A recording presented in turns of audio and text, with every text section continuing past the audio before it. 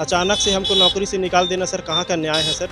नहीं समझ में आ रहा हम लोग क्या करेंगे। हमारा कई लोग तो सर सुसाइड अटेम्प्ट करने की कोशिश कर चुके हैं। तो सबसे पहले तो मुझे सरकारी नौकरियों पर भरोसा उठ जाएगा। सर मैं तो इच्छा मृत्यु की मांग करूंगा सर, क्योंकि एक जो नौकरी होती है सर, सम्मान रिस्पेक्ट सबकी होती है। छत्तीसगढ़ में सहायक शिक्षकों की भर्ती पे हाई कोर्ट का एक बार डंडा चल चुका है, जिसके आदेश के तहत लगभग प्रदेश भर में 4000 सहायक शिक्षकों की भर्ती निरस्तीकरण का आदेश दिया गया है, जिसमें इनको 6 सप्ताह का समय दिया गया है, जिसमें ये अपना पक्ष रख सकते हैं। हमारे साथ कुछ सहायक शिक्षक देख सकते हैं। आपको दिखाना चाहूँगा कि इतने सारे सहायक शिक्षक हैं यहाँ जिले के, लगभग 400 सहायक शिक्षक हैं जो अपनी मांगों को लेकर यहाँ खड़े हुए हैं और इनकी सुनने वाला अभी तक कोई सामने नहीं आया है। वही प्रदेश के कुछ कद्दावर मंत्रियों के पास गए और अपनी बात रखी। वही मंत्रियों के आश्वासन के बाद ये कहा जा रहा है कि हम अपना पक्ष रखेंगे, लेकिन अब देखना होगा कि ये क्या पक्ष रखते हैं। हमारे कुछ सहायक शिक्षक उनसे बात करते हैं किस तरह की समस्या उनके सामने आ रही है, किस तरह की समस्या आ रही है। सर हम लोग बेघर हो गए हैं सर, हम लोग को समझ में नहीं आ रहा हम क्या करें।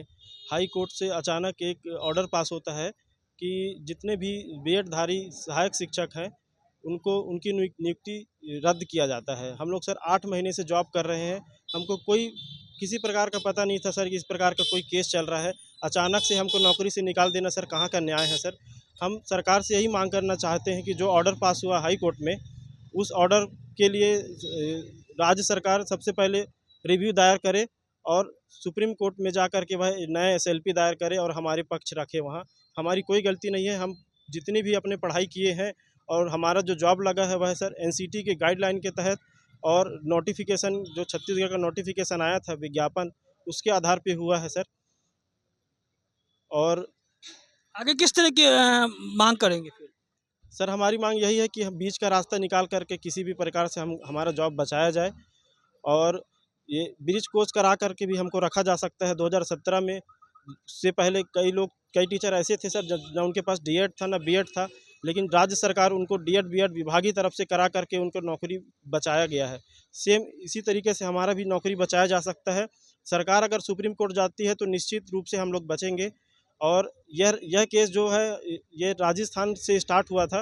राजस्थान हाई कोर्ट बीएडधारी लोगों को बाहर करती है और सेम छत्तीसगढ़ हाई कोर्ट भी उसी केस को उठा करके हमारे ऊपर थोप दिया जाता है सर। वह राज्य अलग है और हमारा राज्य अलग है, दोनों के कंडीशन अलग है। वहाँ की डीएड वालों की संख्या ज़्यादा है, यहाँ डीएड वालों की संख्या बहुत अगर कम है। आपकी नौकरी चली जाएगी तो आप क्या करेंगे?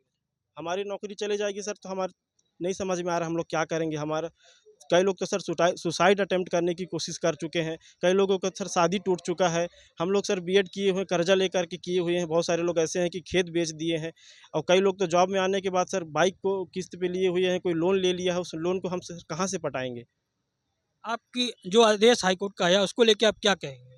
सर हाईकोर्ट के आदेश में मैं ये सिर्फ यही कहना चाहूँगी कि आदेश को देखने के पहले, आदेश देने के पहले सर एक बार हमें ये देखना चाहिए था कि वो नियुक्ति पहले हुई है आदेश के या बाद में। अगर हमारी मेरिट लिस्ट उसके पहले आ चुकी है, हमारा रिजल्ट पहले आ चुका है, तो हमें पात्र रखना चाहिए था। अगर नौकरी जाती है तो क्या करेंगे? सर अगर नौकरी जाती तो सबसे पहले तो मुझे सरकारी नौकरियों पर भरोसा उठ जाएगा। दूसरी चीज़, कभी ये भरोसा नहीं होगा कि प्रतिभा अगर हमारे पास अच्छी है तो हमारा रिजल्ट अच्छा रहेगा। और दूसरी चीज़ कि अगर कुछ भी करना होता सर तो हम इतनी मेहनत कर कर हमेशा से आगे आने की कोशिश नहीं करते। वैसे कुछ और उनसे भी जानने की कोशिश करते जो आदेश है उसको लेकर के क्या चाहते?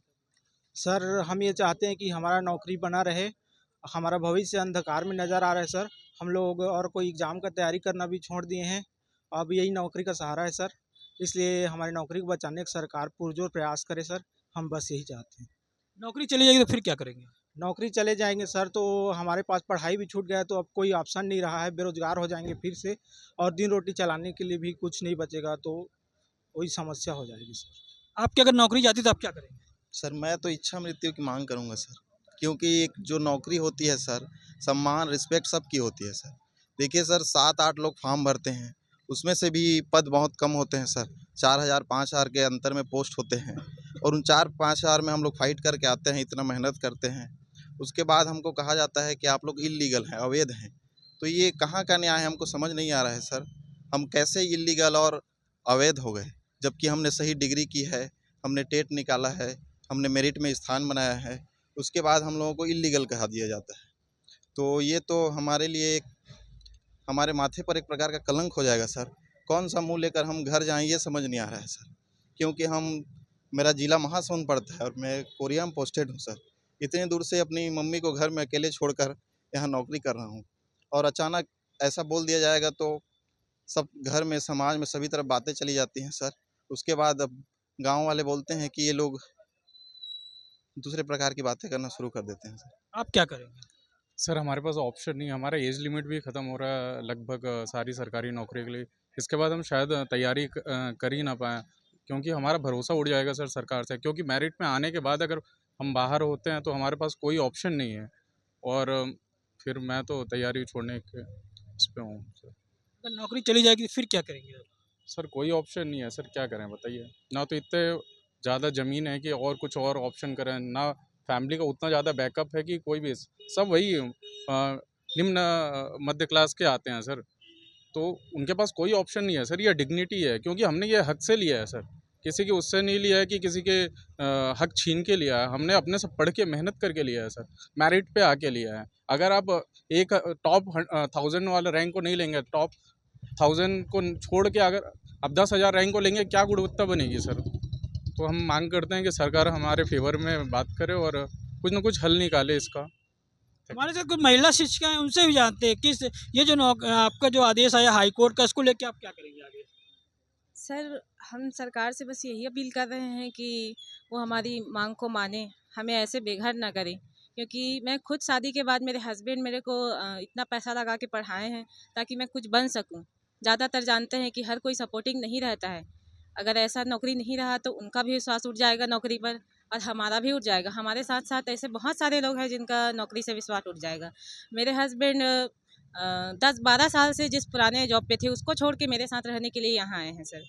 और क्योंकि मेरे परिवार में कोई नहीं है जो मेरे साथ रह सके, तो मान सम्मान ससुराल है, मायके है, सब में ऐसा क्या मुँह लेकर जाऊँगी सर, ऐसा हो गया है।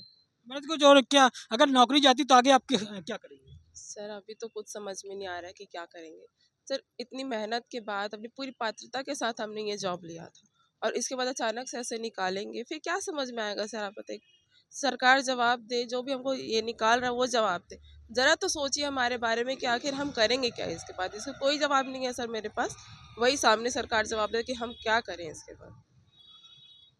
ये थे हमारे साथ सहायक शिक्षक जिनके हाई कोर्ट के आदेश के बाद जिनकी नौकरी जाने के गार पे अब उनके पास कोई चांस ही नहीं है। वो अपने घर क्या मुंह लेके जाएंगे और आगे अपने परिजन को क्या जवाब देंगे, यही सबसे बड़ा सवाल है। अब वही सहायक शिक्षक अब अपने इच्छा मृत्यु की मांग कर रहे हैं कि अगर सरकार हमारा पक्ष नहीं रखती, अगर हमें नौकरी नहीं मिलेगी तो हम इच्छा मृत्यु की मांग करते हैं। धीरेन्द्र विश्वकर्मा, छत्तीसगढ़ तक, मनेन्द्रगढ़।